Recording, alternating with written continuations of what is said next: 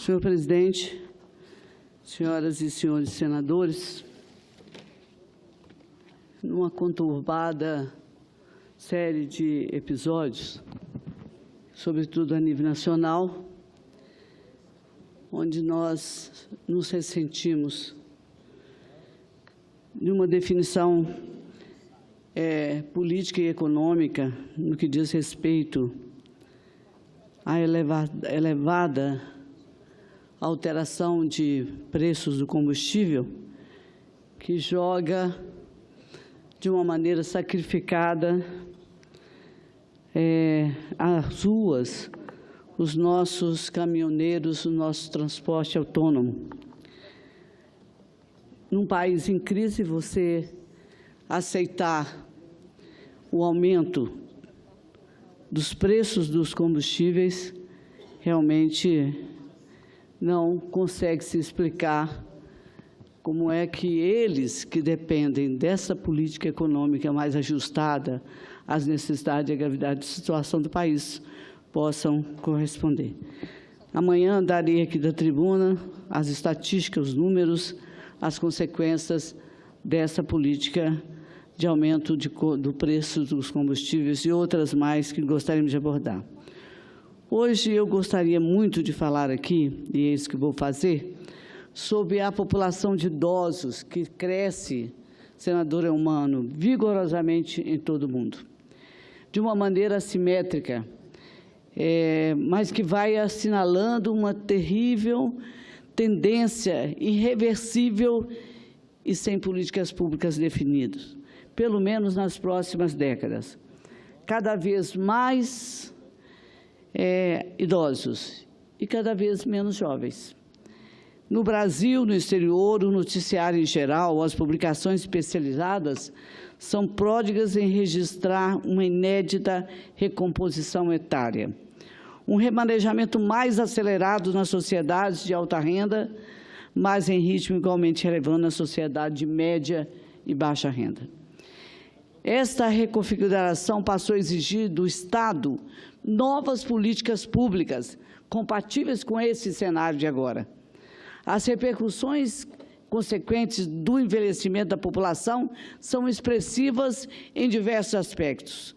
Na perspectiva governamental, há um impacto, sobretudo no orçamento e nas contas públicas, que precisam ser levadas em conta porque é grande a alteração. Em um dos momentos mais vulneráveis da existência humana, é preciso que o Estado, a sociedade, família, se fortaleçam e estabeleçam uma efetiva malha de proteção social que nós não estamos vendo, que garanta o bem-estar e a dignidade dos idosos.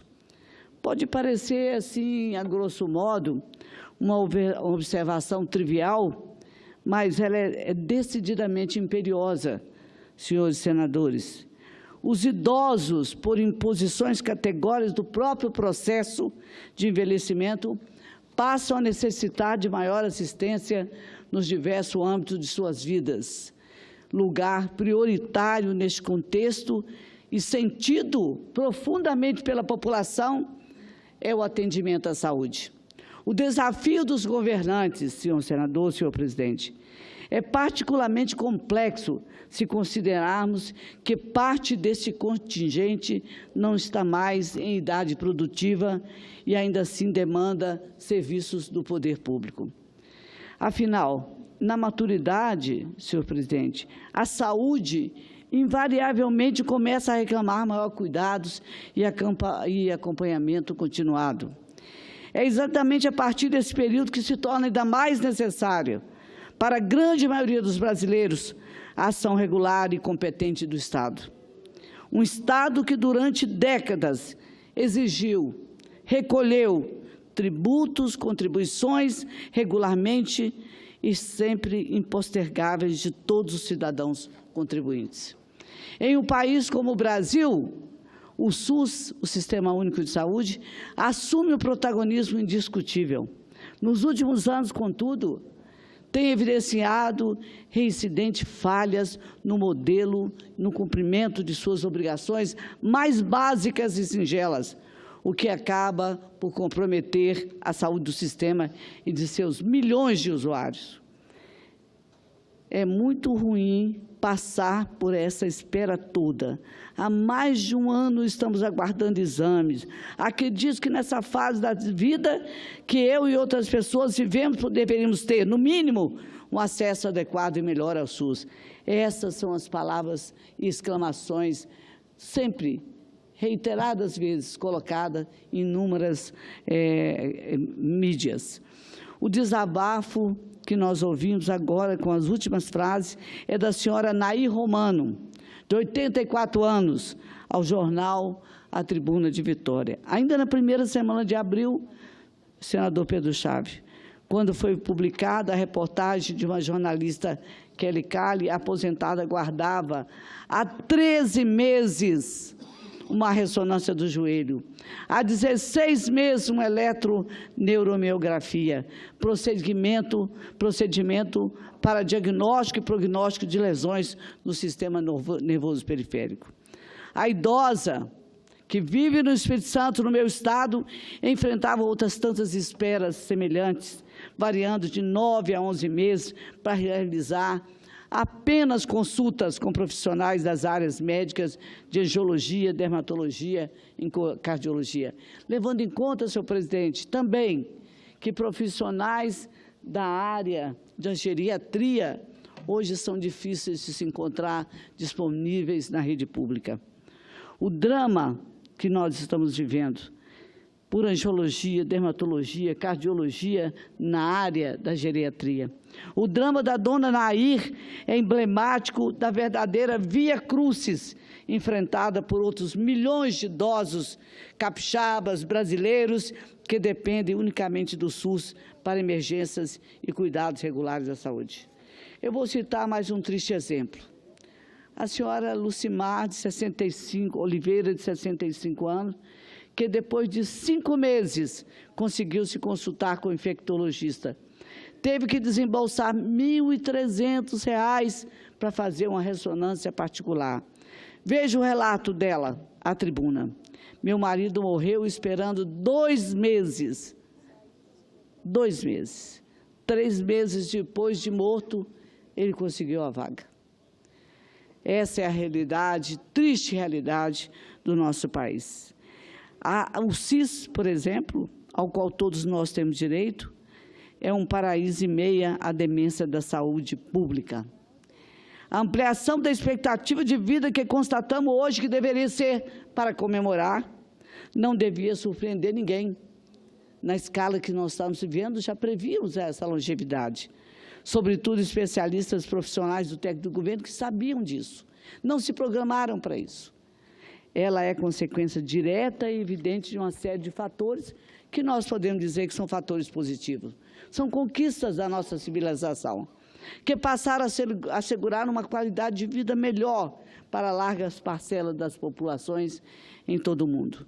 Saneamento básico, avanço da ciência médica e seus aparatos, vacina, todos os medicamentos, dietas mais saudáveis, incentivo à atividade física cotidiana, entre outros desenvolvimentos científico e tecnológico, estão facultando aos humanos uma existência mais prolongada, sem as adversidades e infortúnio que nos castigavam no passado. Tanto que os avós do século XXI passariam por jovens adultos no século XX. Tamanha a melhoria de vida vivenciada no limiar destes 2 séculos.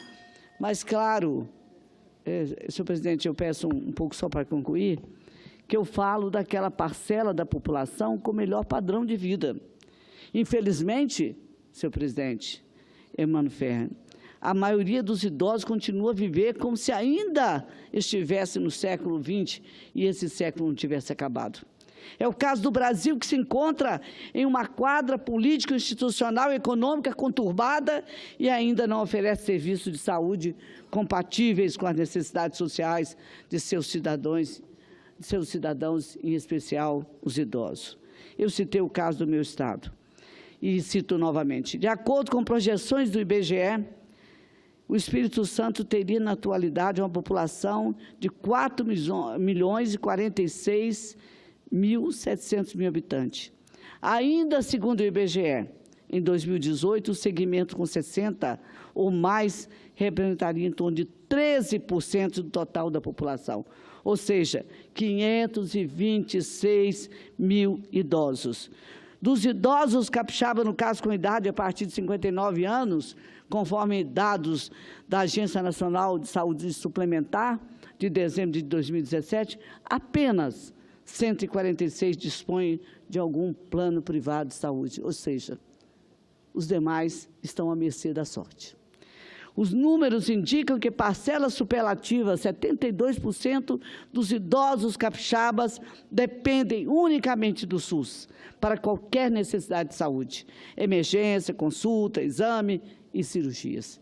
A falta de assistência é tamanha no Espírito Santo que no segundo semestre do ano passado tivemos a notícia de que, em decorrência das dificuldades de atendimento, o número de processos judiciais contra a Secretaria do Estado de Saúde cresceu 350% de 2011 a 2016. No Estado, senhor presidente, o meu discurso é longo, eu vou sintetizar. No Estado tem se mostrado recorrente, por exemplo, falta de medicamento. Eu não sei, presidente Eumano Ferrer, como é que a gente se sente quando fala de falta de medicamento, inclusive alerta que é contra o câncer também. Não tem medicamentos para atender pacientes que tratam de câncer. A dependência do serviço público de saúde mostra ainda mais expressiva em diversas outras unidades da federação, o mesmo que eu cito do meu estado. Em Rondônia, por exemplo, cerca de 84% da população idosa depende totalmente do SUS. Totalmente do SUS. No Maranhão, no Piauí, o percentual ultrapassa os 90%. Mesmo no estado da região sul, onde os indicadores sociais costumam ser melhores, o número de idosos que mantém um plano de saúde é relativamente pequeno. No Rio Grande do Sul, apenas 25% detinham esse tipo de cobertura. No Paraná, 29%, Santa Catarina, 24%. Tudo isso sem levar em consideração as prováveis desistências junto aos planos privados de saúde nos primeiros 4 meses de 2018. Eu ainda, concluindo, eu queria dizer, ainda não foram contabilizadas as renúncias devido a reajustes que superam em muito a inflação, conforme noticiou o site do jornal O Globo no dia 20 de abril. Os planos individuais deverão incorporar percentuais de atualização que chegam a 13%.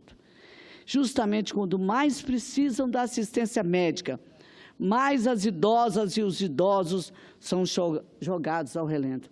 Portanto, presidente, eu concluo dizendo que esse é um sistema cruel, sobre o qual espero que o próximo mandatário brasileiro, a ser eleito em outubro, se debruce com vigor e compromisso. Não é possível preservarmos esse sistema onde os operadores de plano de saúde escolhem quem vai atender. Um sistema onde a parcela mais velha da população está abandonada. E eu quero dizer que esse é o tema que nós temos que refletir, nos debruçar e, sobretudo, legislar sobre ele, para que nós possamos amparar a velhice e contemplar com um plano, uma assistência de saúde mais justa, que possa se dizer, a longevidade chegou, mas os políticos, a administração pública, o serviço, continua ineficaz e descomprometido com essa população. Muito obrigado, senhor presidente.